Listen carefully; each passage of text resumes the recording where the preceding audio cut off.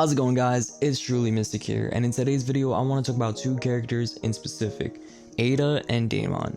Now the reason why we're talking about these characters is because we know there's a ton of characters coming into Storm Connections, and I bet you guys want to know, is Eida and Daemon coming to this game? And I'm going to give you my answer right now. Yes, but I'm going to tell you how they will be implemented into the game, because I don't think you guys know how they will be.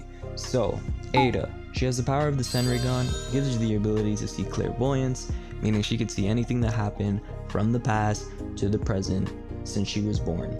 It's a pretty awesome power, right? But how will that implement into Storm Connections? It's a fighting game, there's a couple flashy stuff, a couple hacks in the game, but you're not really gonna see stuff like the Senrigan. I mean, the Senrigan, it just gives you the power to see into the past. How is that gonna help you fight, you know? So this is the discussion that we're having today, is Eida and Daemon, they have abilities, but they don't really transfer well into the Storm Connections game. And I will tell you that I think they are coming to the game, but I'm gonna tell you guys how they will be implementing their abilities. But already, the Senrigan doesn't really help. Another ability she has is this Omnipotence ability, where basically it brings out the deepest desire that she wants, which is true love. And you already know, in the anime and in the manga, people be falling in love with Eida, and she gets to tell them to do whatever she wants, right? But again, it's another ability where it's like, how does that translate into Storm Connections? How does that translate into a fighting game? It could somehow, I don't know, you can maybe do a jutsu or something, or grab, you tell the character to do whatever you want when they fall in love. But it's really interesting because already we have two abilities for Eida, right? And these two abilities, they're not really attacks, they're not really fighting, and these are called shinjutsu. If you didn't know, these abilities are called shinjutsu. They call it in the manga, maybe in the anime, but I'm not entirely sure. But they call these abilities shinjutsu, and basically these shinjutsu abilities, they're not like attacks. It's not like a fireball where you're gonna shoot a fireball at someone and that does damage.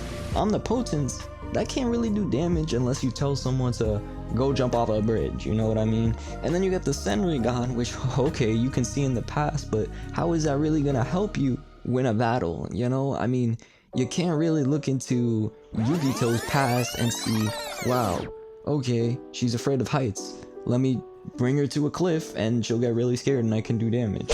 Like, you can't really translate Eida's abilities well into the game. Now Eida could fly and levitate a little bit, so maybe she could do some cool tricks there, but I think that where these two characters really shine is Daemon. Daemon has this ability called Reflection. Actually, I don't know if it's called Reflection, but this move that he uses, if you have the intent of doing something bad to Daemon, or you try to do something bad to Daemon, it gets reflected onto you. So if you want to stab Daemon with a kunai, that kunai will get reflected to you, and you're the one that will end up getting stabbed, right? So here we go. That's another ability that also is like, how will that translate into Storm Connections? We do know that there's going to be a really cool ability where Sasuke can switch places using his Rinnegan, as we heard from Gloku. So thank you, Gloku, for that video, gave us a lot of information. But that's going to be a really cool jutsu that's not necessarily a fighting jutsu, but it's a really cool hack. It's a really cool technique that you can use in the game. So with Daemon, this is another case where it's like, okay, maybe this might actually work in the game. Like, it's on the same level as the Senrigan and the Omnipotence with Eida, but okay, this is an ability that maybe actually can be implemented into the game somehow. You know, someone could fire a fireball. I'm using fireballs a lot in this video, for example, but someone shoots a fireball at you, right? And then you use Daemon's ability and it reflects it back onto the character and the fireball hits them instead, or at least it goes into their direction, right? So that's one way that you can implement Daemon that I think is pretty cool, right? But for Daemon's other abilities, that's about it, at least so far that we know of. So that's like 3 abilities, technically 4 if you want to take Eida's Omnipotence ability as like 2 separate abilities, because I don't know if I mentioned this, but Eida can rewrite reality, basically. I mean, spoiler alert, but I don't really think this is really a spoiler. I think a lot of you have seen this. is that she granted Kawaki a wish, and bro, Kawaki became Kawaki Uzumaki, and everybody started getting mad at Boruto, thinking that Boruto killed Naruto or sealed Naruto, you know? So she has powerful abilities, but they don't translate well into a fighting game. Daemon's ability could work in a fighting game, but other than that, he's just kind of a one-trick pony. So now we get to the big question. How will these characters be implemented into the game? Well, I got you on that, little Timmy. I think that Eida and Daemon are going to be one playable character. They're going to be two characters played as one. Hear me out. You're going to have Eida. She's going to have her hacks. She's going to have her abilities. She'll deal with all of that. Daemon will be the fighter. We see Daemon as someone who can pick a fight. So Daemon looks like he can be the fighter while Eida stays in the back and uses her abilities. This isn't uncommon in Storm. We see characters like Kiba, or maybe the puppets for example, or even characters like Pain that calls out the other 6 paths to fight for him. So this isn't uncommon, and I think that it'll work extremely well with Eida and Daemon. Here's how I will make it work. I think that Daemon will do all the fighting and that Eida will be sitting in the back. Some jutsus you can use, because we know there's going to be 2 jutsus and no tilts. I think a jutsu like the reflection ability that Daemon has, he can use to protect Eida or protect himself, and you can change the jutsu back onto the opponent.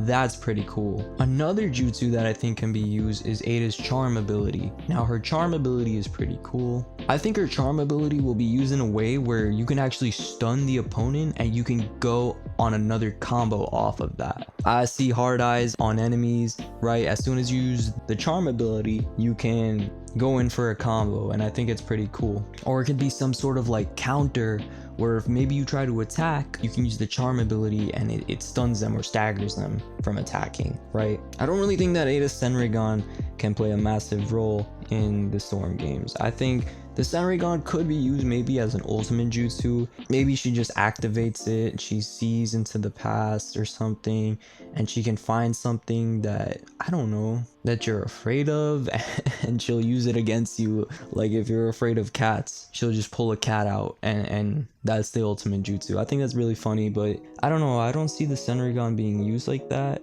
I think maybe that'll just be like something that you can use as maybe a costume. Maybe it'll be like a style for her where she has a Senrigan, because it's not really something you can use in like a fighting game. Like obviously you can use that in battle in the Naruto verse, but at least not that we know of so far, you can't use it in battle like that. So yeah, a bit of a shorter video just explaining that I think that Eida and Daemon will be 2 characters in one. Daemon will do the fighting, you can use a reflection ability and the omnipotence ability, and I think it'll translate very well. But that's just my theory, and I want to know what you guys think. So please like, subscribe, and maybe share the video. It really means a lot, and if you guys do all that, I can keep giving you the videos that you guys want to hear. So that's all for today. Thanks for watching all the way through. I really do appreciate you guys. Until the next video, I'll see you then. Thanks for watching.